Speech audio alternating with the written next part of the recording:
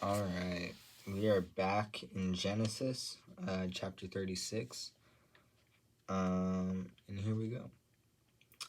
And remember, in chapter 35, Rachel and Isaac both died, and so Jacob is left, and they just finished naming all his sons, and Jacob is returning home to his father's land, Isaac's land. It says in chapter 35, verse 27. Jacob came home to his father Isaac in Mamre, near Kiriath Arba, that is Hebron, where Abraham and Isaac had stayed. Isaac lived 180 years. Then he breathed his last and died, and was gathered to his people, old and full of years. And his sons Esau and Jacob buried him. And I would continue on in verse 36. Esau's descendants. This is the account of the family line of Esau, that is, of Edom. Edom.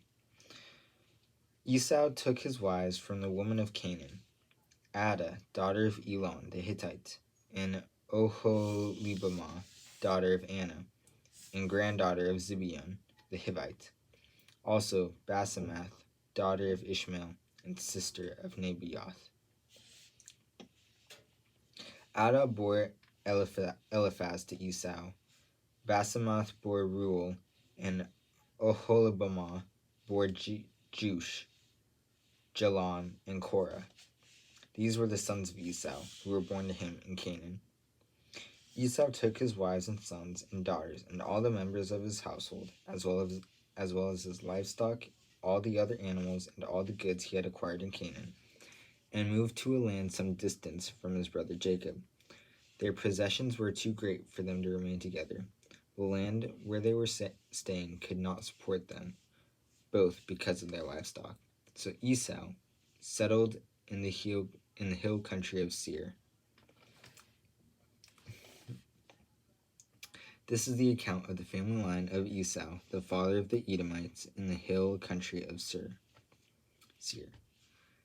These are the names of Esau's sons: Eliphaz, son of Esau's wife Adah, and Reuel, son of Esau's wife Basemath. The sons of Eliphaz: Taman, Omar, Zepho, Gatam, and Kenaz. Esau's sons Eliphaz also had a concubine named Timnah, who bore him Amalek. These were grandsons of Esau's wife Adah. And the sons of Reuel: Nahath, Zerah, Shammah, and Mizah. These were grandsons of Esau's wife Basemath. The sons of Esau's wife: Oholibamah, daughter of Anna and granddaughter of Zibeon, whom she bore to Esau: Jush, Jalam, and Korah. These were the chiefs among Esau's descendants. The sons of Eliphaz, the firstborn of Esau: chiefs Teman, Omar, Zepho, Kenaz, Korah, Gatam, and Amalek. These were the chiefs descended from Eliphaz and Edom. They were grandsons of Adah. The sons of Esau's son Reuel: chiefs Nahath, Zerah, Shammah, and Mizah. These were the chiefs descended from Reuel and Edom, because they were grandsons of Esau's wife Basemath. The sons of Esau's wife Oholibamah: chiefs Jush, Jalam, and Korah. These were the chiefs descended from Esau's wife Oholibamah, daughter of Anna. These were the sons of Esau, that is Edom, and these were their chiefs.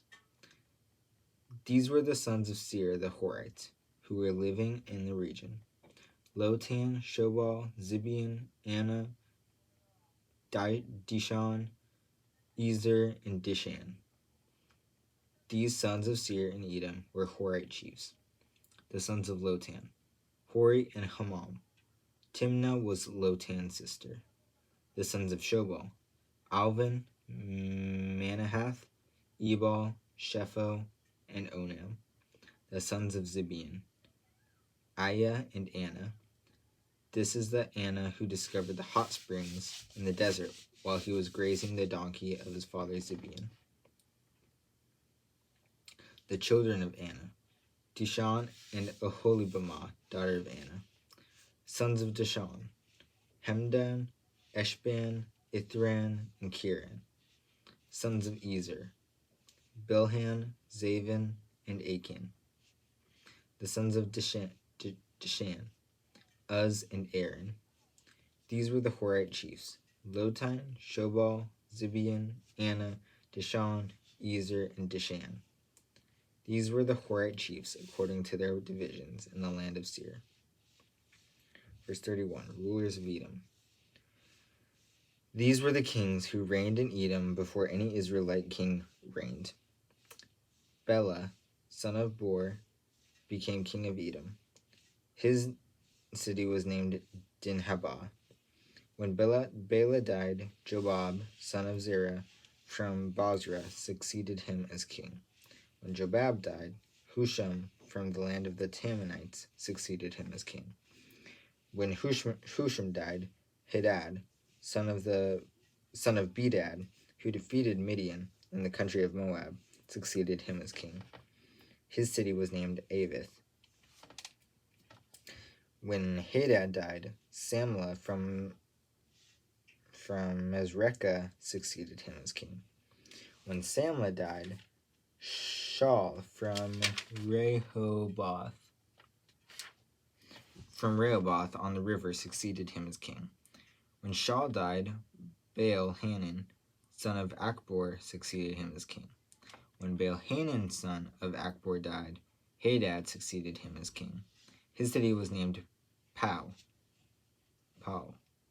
and his wife's name was Mehetabel, daughter of Matred, the daughter of Me-Zahab.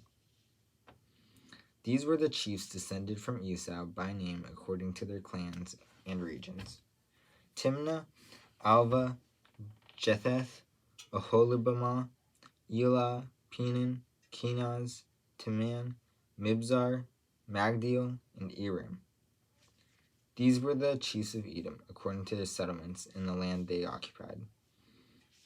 This is the family line of Esau, the father of the Edomites.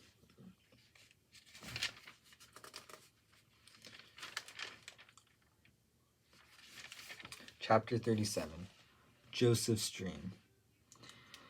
Jacob lived in the land where his father had stayed, the land of Canaan. This is the account of Jacob's family line. Joseph, a young man of 17, was tending the flocks with his brothers, the sons of Bilhah and the sons of Zilpah, his father's wives, and he brought their father a bad report about them. Now Israel loved Joseph more than any of his other sons. Remember, Israel is Jacob's new name. Remember when he wrestled the guy, and that's his new name. So Israel, Jacob, loved Joseph more than any of his other sons, because he had been born to him in his old age, and he made an ornate robe for him. When his brothers saw that their father loved him more than any of them, they hated him and could not speak a kind word to him. Joseph had a dream, and when he told it to his brothers, they hated him all the more. He said to them, Listen to this dream I had. We were binding sheaves of grain out in the field when suddenly my sheaf rose and stood upright, while your sheaves gathered around mine and bowed down to it. His brothers said to him, Do you intend to reign over us? Will you actually rule us? And they hated him all the more because of his dream and what he had said to them. Then he had another dream, and he told it to his brothers. Listen, he said, I had another dream, and this time the sun, moon, and 11 stars were bowing down to me. When he told his father as well as his brothers, his father rebuked him and said, What is this dream you had?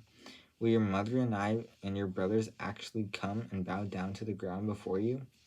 His brothers were jealous of him, but his father kept the matter in mind.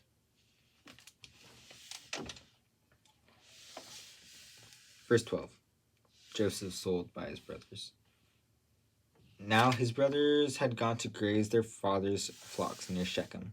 And Israel said to Joseph, As you know, your brothers are grazing the flocks near Shechem. Come, I am going to send you to them. Very well, he replied. So he said to him, Go and see if all is well with your brothers and with the flocks, and bring word back to me. Then he sent him off from the valley of Hebron. When Joseph arrived at Shechem, a man found him wandering around in the fields and asked him, What are you looking for? He replied, I'm looking for my brothers. Can you tell me where they are grazing their flocks? They have moved on from here, the man answered. I heard them say, Let's go to Dothan.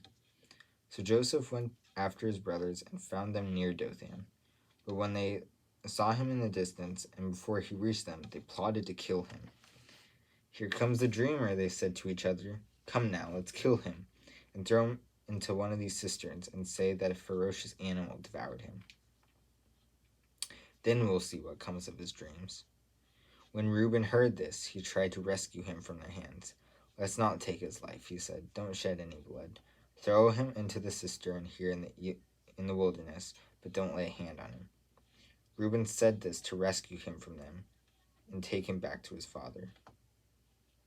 So when Joseph came to his brothers, they stripped him of his robe, the ornate robe he was wearing, and they took him